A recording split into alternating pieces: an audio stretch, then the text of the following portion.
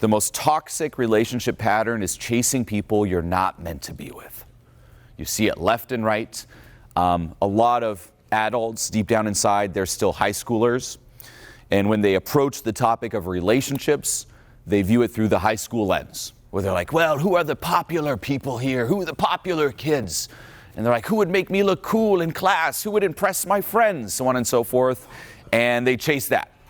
As opposed to sitting down and reflecting on, well, first of all, who am I? What is my ideal relationship? Starting with the end in mind. What does that actually look like? And who would be someone that would fit that ideal life, that ideal relationship, day in the life, and that would truly connect with me? You got to actually start and map that out. In marketing, people hear about target audience, right? Or you could say, ideal client avatar, which is an avatar that you fill out that would describe your ideal client. You can do this, and I'd highly suggest doing it when it comes to relationships as well. Your ideal partner avatar. And you'd write it out. You say, okay, well, who is actually my ideal partner? And you could start with the good old demographics, right? Okay, what about age? Well, what would be some interesting occupations, so on and so forth. And then going deeper, psychographics. What do they value? What are their interests? What are they into? What runs them? What are they passionate about? And actually fill all that out. Have that actually in mind. Don't go the little beggar people pleaser route where it's like, you know what? I don't know who I want. Just anyone. I don't want to be alone. And then you're just going out like someone, just like a little beggar. Like, don't do that. Have a clear idea.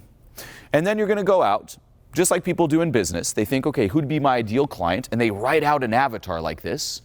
And then they start going out and testing it.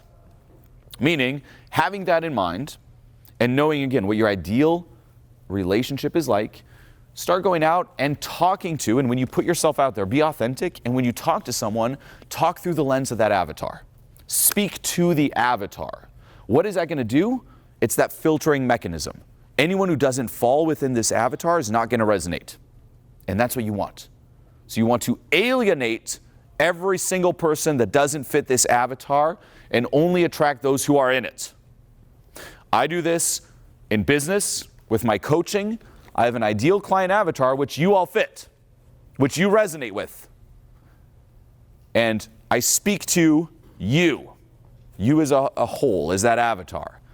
And it will attract you because it connects with you. But it will also repel anyone who doesn't fall into that avatar. It'll repel them like crazy, and I'm okay with that. No people pleaser approach to business, no people pleaser approach to life or relationships or friendships. Screw the people pleaser approach. So have that in mind. And then go test it out. So this is where you'll also see your ego might come in the way, or where you might be off. People will write down, okay, my ideal partner, I want someone who is, let's just say, really fit and sporty, as an example. Maybe you'll go date someone who's really fit and sporty. And what you realize is they're like, hey, let's go run today, let's go on this bike trail, and you're like, fuck that. And you might not be into it. And you realize it's what you thought you wanted, but then the way it actually translates into the day-to-day life of the relationship, you're like, this isn't aligned with my ideal relationship. So then you start filling in the blanks and crafting that avatar. There might be stuff that you'll remove. You're like, okay, well, maybe not the sporty side as much, or maybe there is a little bit, but up to a limit. Maybe you'll date someone and you'll see a feature you didn't even think of, and you're like, I really resonate with that. Add it to the avatar and ultimately start crafting it. Okay? Now, that is how, keeping it in mind, you will start attracting those people you truly resonate with. And also think, what's your ideal relationship? Is it, we talked about sporty, being super sporty. This is very surface level. Is it just chilling on the couch, watching TV all day? What is it? Okay, what type of personality? What type of interest? Do you want someone who is super motivated and outgoing? Someone who has a bit more of that, like, let's go energy? Or someone who's more nurturing, et cetera, et cetera? Think of all the components. Now, when it comes to looking for a partner, do not look for the perfect partner. Look for the quote-unquote raw material. Meaning, you'll never find that perfect person out there. And a lot of people fall into this trap. They're like, no one's perfect. Nothing out there. No one falls into this perfect vision of someone. Well, yeah, because they become that through the process of being in a relationship. So look for the raw material where there's potential for that. Okay? Remember too, you should feel completely at ease being you with your partner. Completely at ease. All your weaknesses, all your insecurities, put them out there. When getting into a relationship as well, there's always the good old honeymoon phase. You all know about this. It's all happy-dappy. And usually what happens is once you both kind of figure out, okay, we're a thing, this is serious now, we're kind of locked into each other, that's when both parties start unleashing their baggage. And that's the end of the honeymoon phase. And that's where both parties start getting triggered. A relationship will trigger you like crazy. Your partner will trigger you like crazy, which in turn is an amazing opportunity to dive deep and heal. But you will get triggered. What people tend to do is when that happens, they bounce. And they go from honeymoon phase to honeymoon phase to honeymoon phase to honeymoon phase, because staying in longer will force you to confront all that and dive deeper into yourself and be more authentic. And this is what you also realize. If you're afraid of truly being seen, time in a relationship will make that so like you either have to bounce or be seen. So what does that mean? It means that, say you were to meet someone for 30 seconds, that's it. Pretty much anyone can fake being confident or being a certain way for 30 seconds, right? All of you can kind of hype yourselves up for 30 seconds. So 30-second data, it's like, oh, you can play a certain front, sure.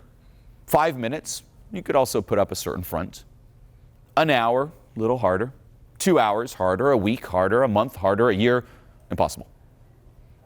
So time will make it so you reach a point where you either drop the front completely if you're putting one up and you're truly seen, or you have to bounce.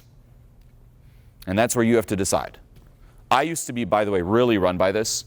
When I first started working on my own social skills and whatnot, I was so insecure that when I would even go out and say, just socialize and network around, I would always have the exact same attire. This is a true story. I would have the exact same pants and shirt that I would iron before going out because I was that paranoid, and that was like my superhero uniform to go and say, meet people. And that's how I felt confident. I'm like, looking like this, I feel confident. But if suddenly I bumped into someone, say, during the daytime where I didn't have my superhero uniform on, I would freak out and just panic and try to bounce out of there or hide so they don't see me. Interesting, huh? Because it was that barrier in a way of intimacy, of truly being seen. It's like, look, I'm the character. I'm okay with this character.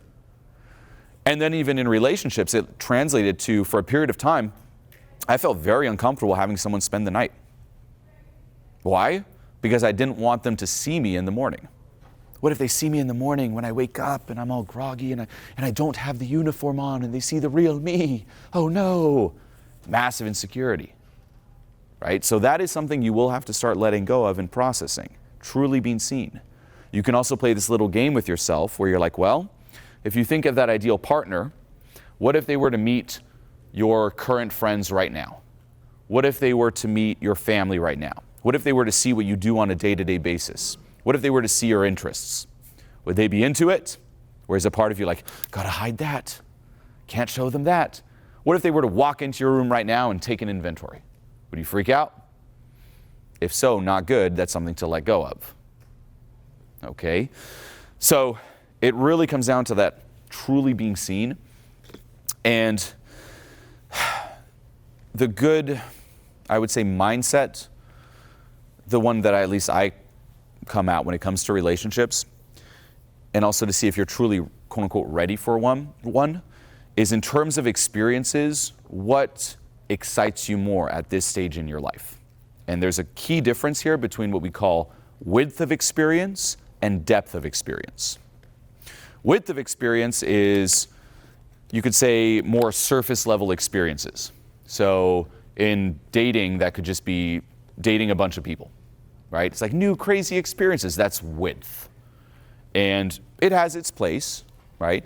For some people, it's very exciting, but you do sometimes reach a point where there's diminishing returns. You're like, oh, what's another partner? It's the same thing. It kind of turns into Groundhog's Day. It's just more of the same. That was at least my experience, okay? Where after a while, I'm like, this is just boring. It's just more of the same. And then what truly excites you? For me, it was depth of experience, where those are experiences that unlock, say, after knowing someone for 1 year, 2 years, 3 years, 4 years. That unlocks unique experiences that you would never have just at the surface. Get it? If you reach that point where it's like the depth excites you, at least in my opinion, that tends to be a tell that you are somewhat ready for a relationship. I'm married, and that's something that was always on my ideal life. But one thing that someone told me, and it was the person who actually married us, before getting married, he had us sit down and write down, and this was really fucking valuable. He made us write down 3 lists, and then we had to read it to each other. It was kind of cheesy, but it was impactful, and we were both fucking crying and shit. The first list is, and this is something I would do regardless, is write down everything that attracts you about your partner in a purely attraction fashion. So it could be physical attraction, sexual attraction. So like, what is the thing that kind of lights up that attraction love in your partner? And make a list. That is important in a relationship. But it doesn't just stop there. The next list he had us write down is take away all the attraction side of love. What about the more friendship side of love? Just purely in terms of being friends or being best friends. Because that's what a relationship also is. It's like you should be best friends with your partner. So what about your partner has that friendship type of love? And write down the list there. And that would be, again, interests, values, so on and so forth. Personality traits. And then the third one is, what are you willing to sacrifice for this? And writing all that down. Getting clear on that list was very key. At least in my experience, getting married and having kids is like deciding to play the most rewarding yet most challenging game in the world and picking a partner, a player number 2, to go through all that with you. That's really what it is, at least in my experience. If you ever played a video game and it's like co-op and it's like player 1, player 2, marriage and kids is like, okay, who'd be a good player 2 that's gonna go through this shit with me, and we're gonna be massively rewarded. It's gonna be fulfilling, but it's also gonna traumatize us, and it's gonna be hell and back. Who's a good partner for that? That's, in my experience, the best definition of it. And that's what you should look for. You should think too in terms of political views, religious views. How are you gonna even raise them? What are the values you're gonna instill? How do you argue? What's your parenting style? There is so much that goes into place. And this is also where time, in my opinion, plays a very important role in relationships. So even back to you, 3 months, it's not nothing, but it's nothing. Where there's only limited data that you can gather. Now, can you guess what is the number one thing that will reveal deeper layers to the relationship and to your partner? Adversity. When things go south, that's when you see what your relationship and your partner is truly made of. When things are peachy, it's easy. It's so easy. When things go south, the realness comes out a lot more. You'll see how serious they are, how committed they are, how serious your relationship is. You'll see how they truly feel about certain things. So you don't want to avoid adversity. That tests the relationship, and it'll either make it or break it. But you want that thing to be tested. Okay? This will happen naturally. You don't proactively do it, by the way. But it will happen, and don't shy away from it. You've all heard the term fair weather friends. Right? People are just there when the weather's nice. Same with partners. They're fair weather partners. You don't want that. You want a ride or die type of person. Okay? I would also be very aware, and this is more long-term, in, as we were talking about before, their upbringing and the parents, the relationship their parents have, and their relationship to their parents. Because that will give you a lot of insight in terms of what's running them in the patterns. And also make sure that it is someone who is committed to doing the work and overall on an upward trend. Meaning in life, this is very broad and general, but any single person you know, you can see if over the course of years, they're moving up or down. Sometimes it could just be moving up a little bit, but in life, you're moving up or you're moving down. There's no staying the same. If you being in this room, working on yourself, you're on this upward trajectory, and you start dating people who are on a downward trajectory or a slower upward trajectory, eventually there's going to be a gap and things will crumble. This is actually the number one sticking point when it comes to relationships with people who work on themselves, is that you will tend to get into a relationship, let's just say self-esteem wise, with someone who's on a similar level as you. It could be very different personality wise, but self-esteem wise, pretty similar. Because you resonate, you connect, same level. If you move up and they don't, eventually there's a gap and it crumbles. And then you might meet someone new here. But then if they don't move up, it crumbles. So you're on this path of moving up, meaning you better date people who are also moving up so that there is none of this gap stuff. So you got to ask yourself here, what's their trajectory in life?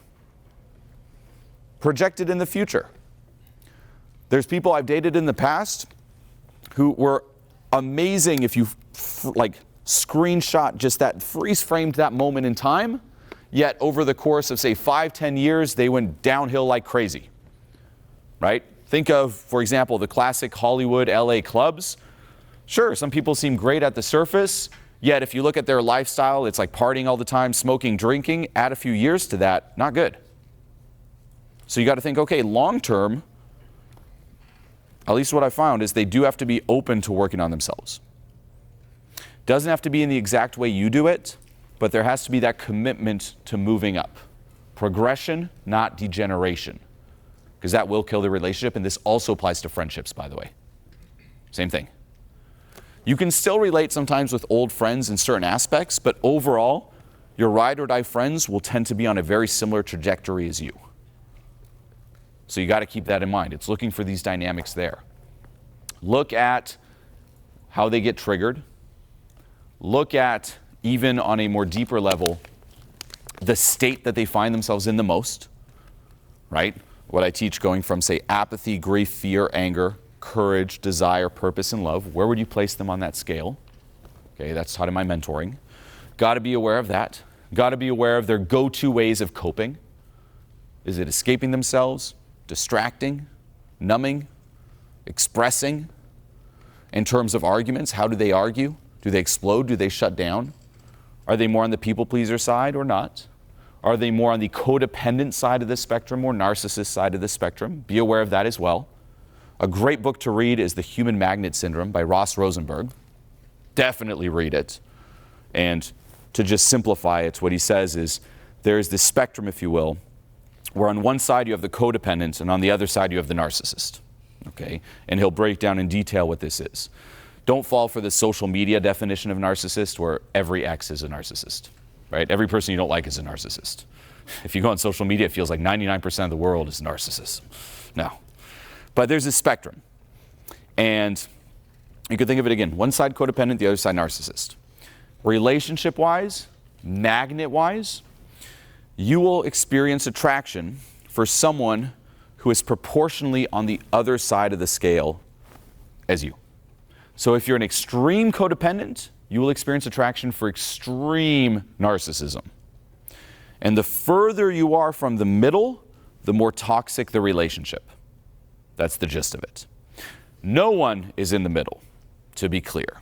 Everyone is on one side of the spectrum. But by doing the type of inner work, you move closer to the middle, and you will attract someone who's also proportionally closer to the middle, and the healthier the relationship. It's crazy, too, how the dynamic plays into it, where you could think of, you know, codependent or even needy, people pleaser, so on and so forth.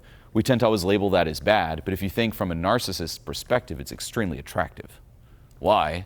Because there's someone who can worship that person. They don't view it as, oh, needy. They're like, yes, worship me. Plays into it. And the same for the narcissist from the codependent's perspective. They don't see that as egocentric or whatnot.